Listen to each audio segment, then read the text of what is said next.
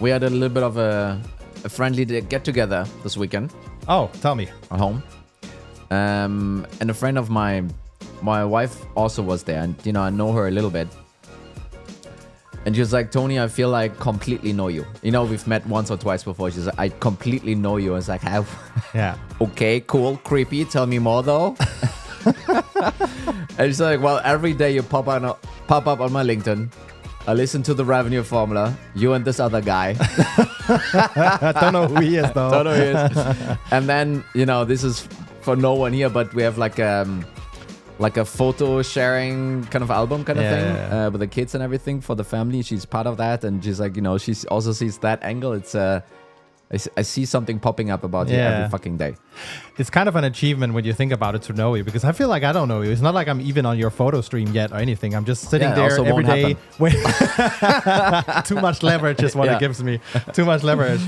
But you know, we're going to talk about a couple of things today that people also don't really know. Ooh, nice. We're going to talk a bit about actually some research that primed this conversation we're about to have. By Winning by Design. It talks a bit about, you know, the solving underperformance is literally the name of the paper.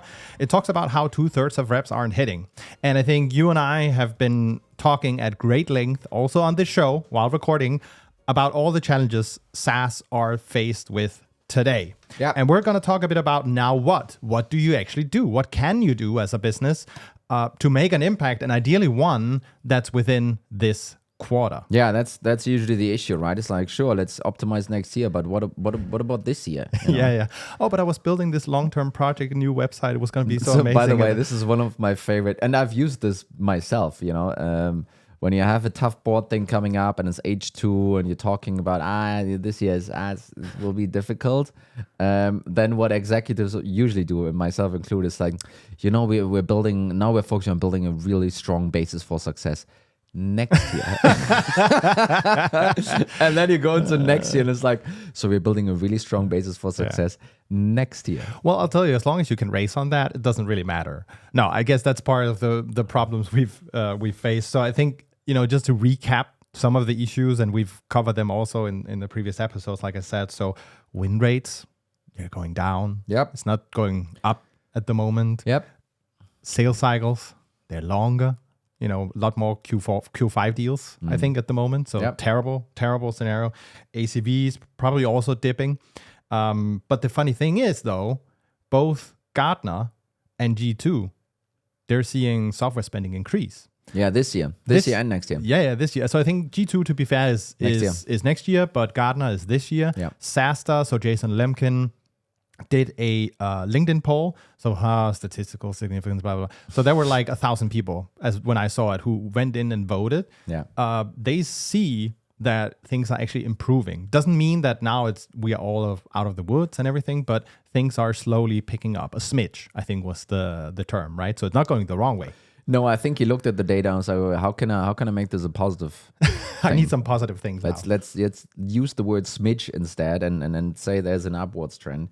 No, I think the Winning by Design folks, and for people who don't know them, Jaco van der Kooi is the founder of that thing. You probably ran across him on LinkedIn already.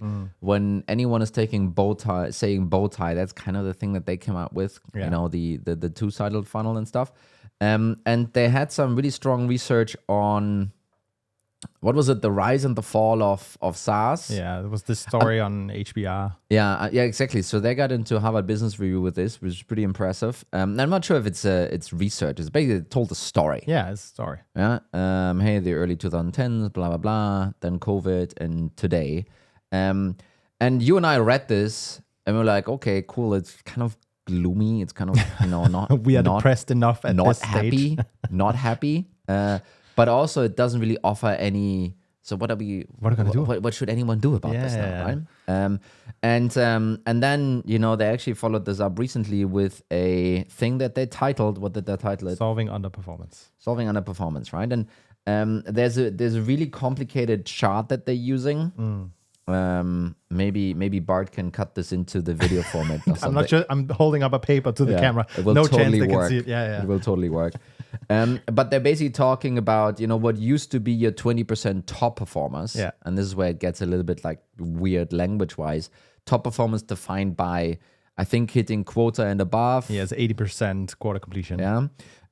Those used to be your 20%. Now you only have 4% of your reps hitting quota and above. And this is basically being exasperated by the fact that, you used to have 10% bottom performance, which, I don't know, hit below 50%, I guess. I'm not sure what the number is. And now that suddenly became 28%, right? Then Jacko and the team are doing some complicated math to come up with like, hey, it's really about the 40%. I'm not going to go into this. But what's really actually cool about this is, obviously they're selling some of their services here, right? But really the solution that's being teed up, which I think is pretty cool. So we're going to go into this a little bit today, actually, and actually exploring also on the left and the right hand side of those, what that means maybe for other parts of the funnel that you as RevOps or CRO could potentially use or just, I guess buy winning by design. I don't know, but I think that's another alternative. You left out one cool fact though about Jacko, which is you still have to book him for the show. So waiting eagerly, but this is all a tee up. I'm going to send him the snippet. It's going to include just buy winning by design. We mentioned you 25 times in this episode. No, it's all good. So the thing is, there's so many solutions you could consider in such a scenario, right? And the challenge is, and I think a lot of the listeners, myself included, have been in that scenario where a VP or whatever walks up and says, hey, we have a problem this quarter. I need you to help fix it this quarter. And you go like, well, what can I do that will close in the next, you look at the clock, 40 days, right? That's the challenge, really. Yeah. So if you are faced with all these problems we listed out, you need to make an impact within this quarter. How do you go about it? Yeah. So the first step is, doing the analysis to even figure out what that could be, right? And almost think about it like a tree structure where you work yourself backwards actually from revenue closed, right? The closer something is to that number, the shorter the time, so to speak, until that has an impact, right? And this could very easily be bottom funnel conversion points or processing pieces. It sounds boring to kind of repeat these things, but it's your win rate, your conversion rate from opportunity to one. That's a very bottom funnel, right? You will create many opportunities tomorrow, and if you can improve their conversion rate from up to one, and let's just say you have a 90-day sales cycle, that will then deliver tangible results in 90 days from now. The same goes with metrics that are around ACV and so forth. Sales cycle length, right? You shorten this. Basically, what happens towards the end of the year if you're able to shorten your sales cycle in a meaningful way, and that might be 10%, right? So shaving off out of a 90-day sales cycle, shaving off a week or two, I think that would be tangible already. So what could you use that for? Why is that really interesting? Well, you just gave yourself 14 more days to book opportunities that can still close this year. Yeah. And 14 days that's half a month. That's blah blah blah of a quarter, and that might actually be significant in terms of uplift that you need for the rest of the year, right? So those processing metrics are extremely interesting. Yeah. And there's lots of focus on this already there because of the AEs and blah blah blah. But the bottom funnel conversion rates, that's obviously super interesting to look at. I think it's so funny. Time is often neglected. When you run all the numbers, right? We run all the math, where should we invest and where can we get a great ROI and all that stuff. Time is often neglected. And we've talked about this also as a major efficiency driver. If you can even ramp new hires faster, there's a massive gain. And the same side as you're pointing to, if you can shorten the sales cycle in your end by just a week or two, that's massive. That's actually massive. And I think already now you should have a couple of ideas to look at.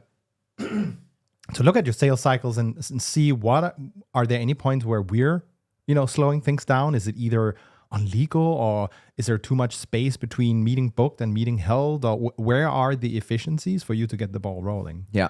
And I think we're going to go into some of those examples in a little bit actually, but I think the reason why sales cycles as an efficiency metric is usually overlooked, it's a bit hard, it's a bit intangible. So on the one hand side, if you put it like I just did, like, hey, you have 2 weeks more to book opportunities to then close. It's like, okay, cool, I can kind of see that. The other thing is then, let's just say you're able to half, and you get this bump once you do this increase, and then it's kind of the same afterwards.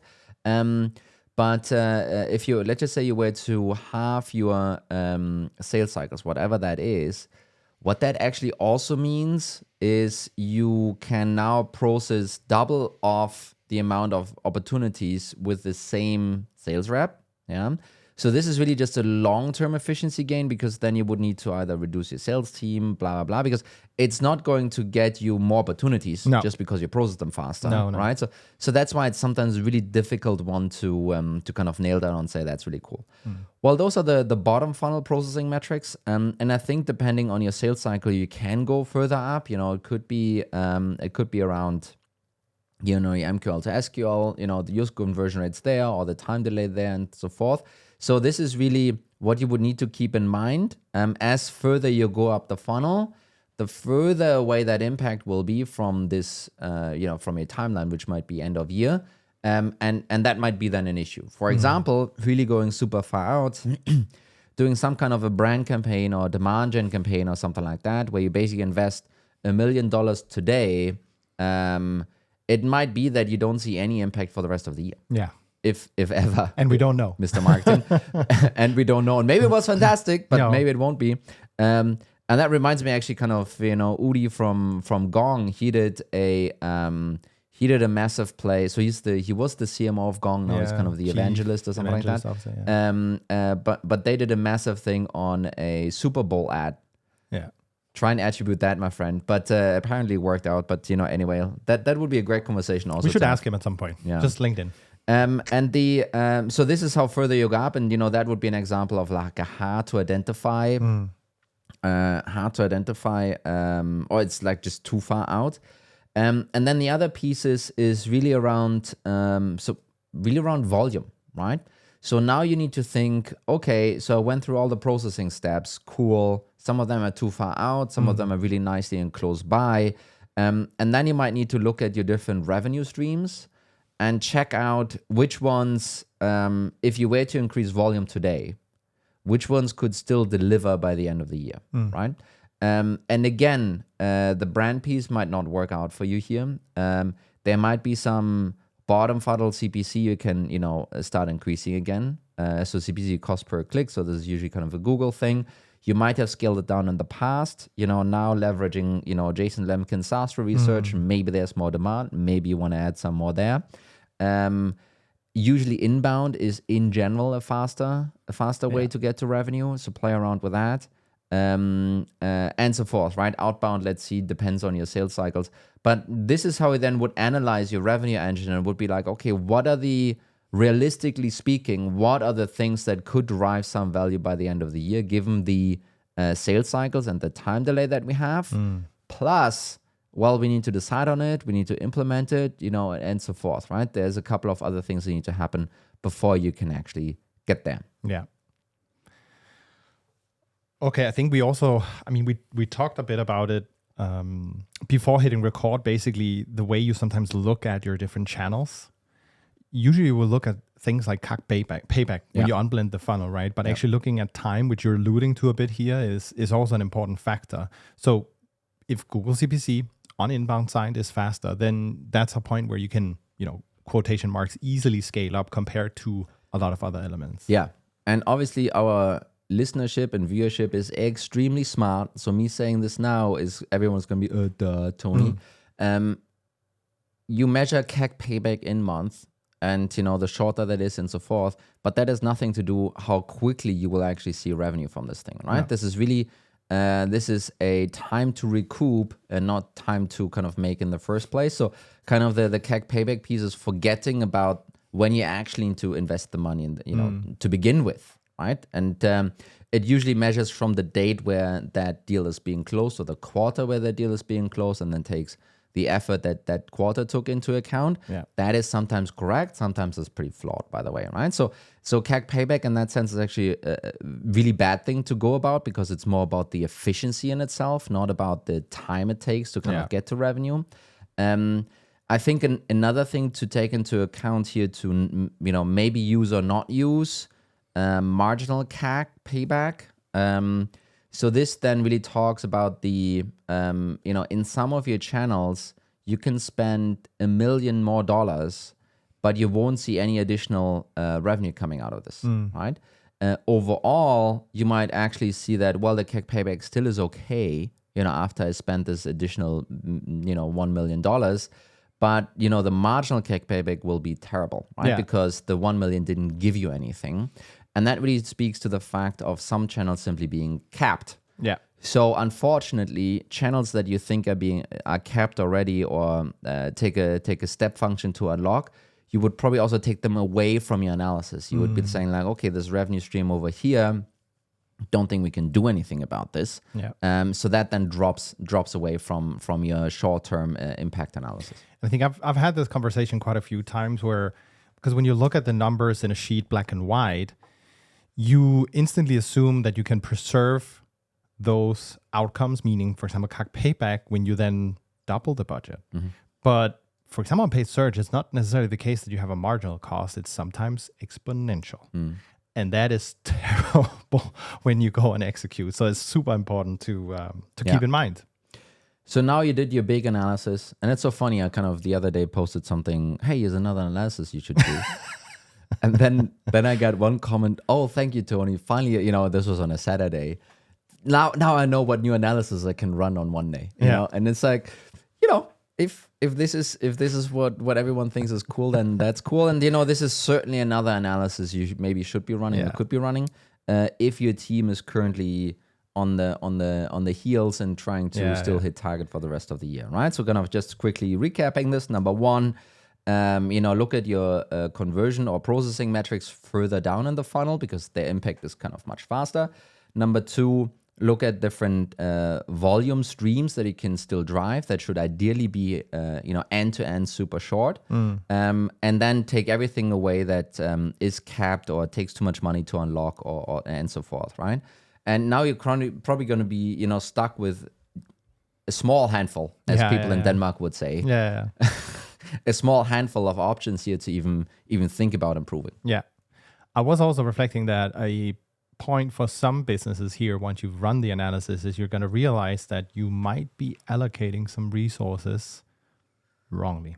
Yeah. So that's also part of the opportunity. Maybe we put a pin in that. That's another time. Speed on. That's another episode entirely, though. So how, now that you have those options, what are you going to do about this? And this is, again, where we're kind of actually going back to the paper from Winning by Design here. They talk about sprints. Oh, wow. Never heard about that before. But it's pretty cool, right? I really love how they are also going into this agile direction almost, right? I'm not sure if sprint is they listening like to the show? Well, let's see about that.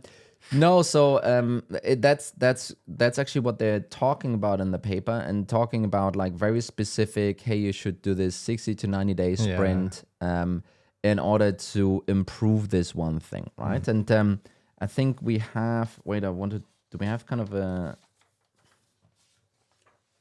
printed off this sprint thing themselves? No, right? You didn't do that. No. One episode time, over. One time, I would love one time to actually work with a professional here. But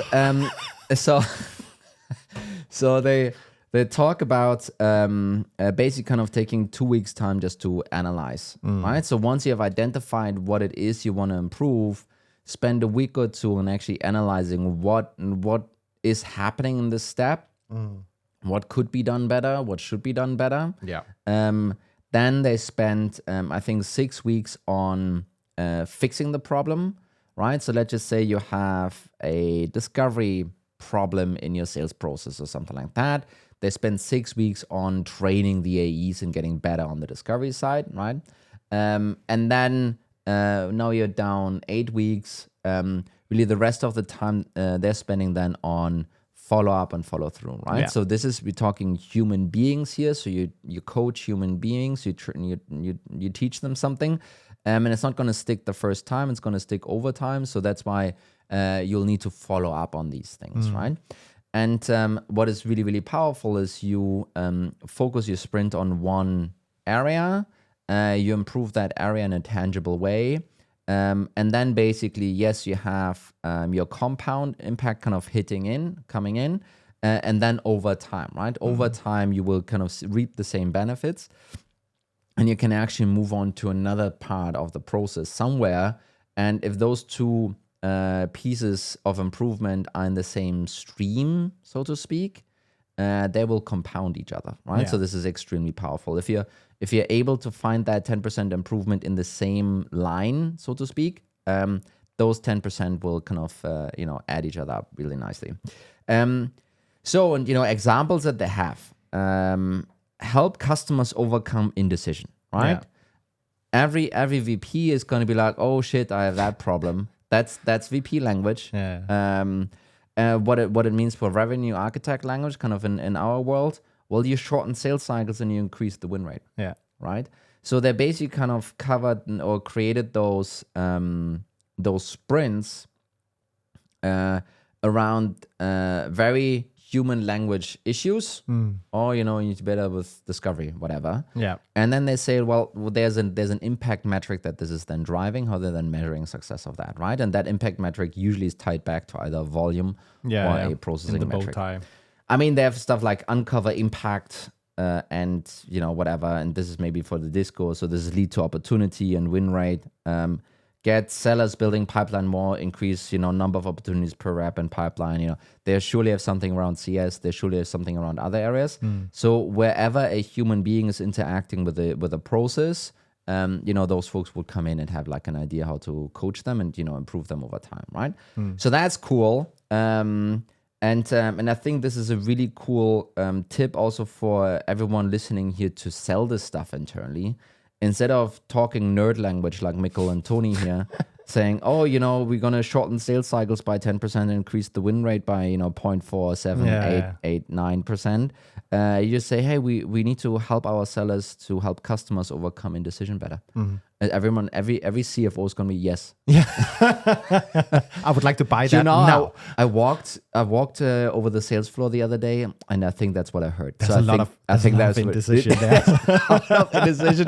We need to help them with that, right? Yeah. And I think that decoupling of the impact metric and the actual issue at hand, I think that's pretty powerful. We didn't do that work. We went into a couple of other examples, from our side, and some of that stuff is, I think we kind of mentioned on this on the show before. But one thing could be that your MQL to SQL conversion is low. Yeah, boring. But let's just say that's what it is. It could be a conversion rate thing, could be a time delay thing. Either of those would actually be impacting your revenue in this sense, and would also have an impact. Probably sooner rather than later. And so step number one, you would analyze. We're like, okay, what's going wrong here? You would obviously dig into the systems, as every good RevOps person would do first. You would probably have a conversation with some of the reps. You would talk to marketing. You would talk maybe to the VPs. And what's going to end up happening, especially in this MQL to SQL thing, is both sides will just blame each other. Those MQLs are shit and those sales reps are shit, right? This is your analyze stage. The next step then for you could be, okay, what is it actually that we could implement to fix things here? And this one is a twisted one, but basically you would actually say, okay, let's implement a sales accepted lead stage, which is across the board used in order to be a better judge between those two things, right? There's usually a very clear definition of what enters an SAL stage, right? So that's then clearly defined that actually the MQLs that are being passed on to that stage are actually solid. And then taking the SALs from down to SQL then gives a better understanding what are the reps actually doing right or wrong in order kind of to take those, right? And if the reps are saying, well, these SALs are shit, okay, good, then have a conversation about, changing the definition and stuff. But you have clarity on either side of these issues now, right? Which will make then the next step, potentially when you then try and figure out what to actually improve much easier, which then hopefully improves your conversion rate, right? Yeah. So that's one of these examples. And what I do like about the sprint framework and setup is really it's focused around those 60 or 90 days, right? Which kind of fits also into the RevOps world in a sense, where you have time to analyze and pick things apart, and then have time to come up with a fix and implement it actually at the same time, right? And kind of creating that kind of world, I think that's extremely close to our heart as well, and I think extremely close to how people are running their revenue engines. I think also you said something funny. It's like the boring problem, and there's also going to be the boring solutions. But I think it's super important to disassociate that as part of the whole analysis and what you choose to actually implement. At the end of the day, it's about the impact you need to make, and that's not boring at all. No, exactly. And I think the most impactful things I've seen being done, they were boring things. Honestly, they were simple. It was not this massive project where like, yeah, I really want to go on stage and present this to the entire company. No, you don't want to do that, because then people are going to go like, wait, we didn't have a scheduling tool before? You know?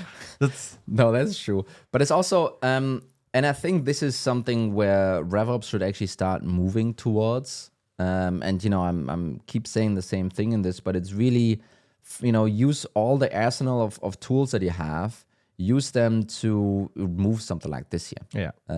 That's really the key point for driving efficiencies and so forth. Kind of use it to do something like this, and articulate it then to the person needing to make a decision for you to spend time on this in a better way, right? Which apparently the Winning by Design folks, you know, did much better here. But I did want to kind of do another example here as well. So let's just say, and this is really a way for you to, you know, scan your engine, you know, find trouble quickly or replicate success, right? It's always those two things.